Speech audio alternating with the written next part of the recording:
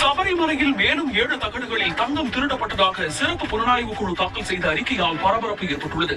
சபரிமலையில் உள்ள துவாரபாலகர் சிலைகளில் தங்கம் திருடப்பட்ட புகார் தொடர்பாக சிறப்பு புலனாய்வு குழு அமைக்கப்பட்டு விசாரணை மேற்கொள்ளப்பட்டு வருகிறது. இந்நிலையில் கொல்லம் நீதிமன்றத்தில் SIT தாக்கல் செய்த அறிக்கையில் துவாரபாலகர் சிலை, கருவறை கதவு மட்டுமின்றி மேலும் 7 இடங்களில் தங்கம் திருடப்பட்டதாக தெரிவிக்கப்பட்டுள்ளது. அதாவது தங்கமுலா பூசப்பட்ட சிவன் சிலை, யாழி ரூப வளைவு, ராசி தகடுகள், தசரத தகடுகளில் இருந்தும் தங்கம் திருடப்பட்டதாக அறிக்கையில் தெரிவிக்கப்பட்டுள்ளது.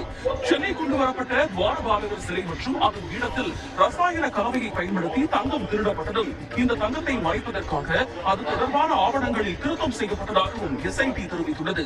சிலையில் இருந்து திருடப்பட்ட 109 கிராம் தங்கம் சென்னை தனியார் நிறுவன உரிமையாளர் பண்டாரியிடம் இருந்து பறிமுதல் செய்யப்பட்டது குறிப்பிடத்தக்கது. சபரிமலையில் மேலும் 7 தகடுகளில் தங்கம் திருடப்பட்டதாக சிறப்பு புலனாய்வு குழு.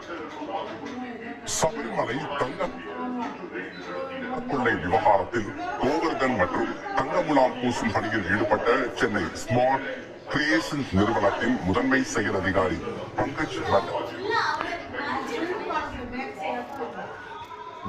ஆகியோரின் பங்கு குறித்து உன்னிகிருஷ்ணன் போற்றி அளித்த வாக்குமூலம் சிறப்பு புலனாய்வு குழுவால் தயாரிக்கப்பட்ட ரிமாண்ட் ரிப்போர்ட்டில் இடம்பெற்றுள்ளது. கோவர்தனிடமிருந்து 470 கிராம் தங்கம் கைப்பற்றப்பட்டுள்ளது. செய்கூலியாக பங்கஜ் பண்டாரி வாங்கிய தங்கத்திலிருந்து 150 கிராம் சிறப்பு புலனாய்வு குழுவால் கைப்பற்றப்பட்டுள்ளது. மேலும் இவர்களுக்கு தேவசம் போர்டு ஊழியர்களோடு காணப்பட்ட நெருக்கமான தொடர்பு குறித்தும் ரிமாண்ட் ரிப்போர்ட்டில் குறிப்பிடப்பட்டுள்ளது.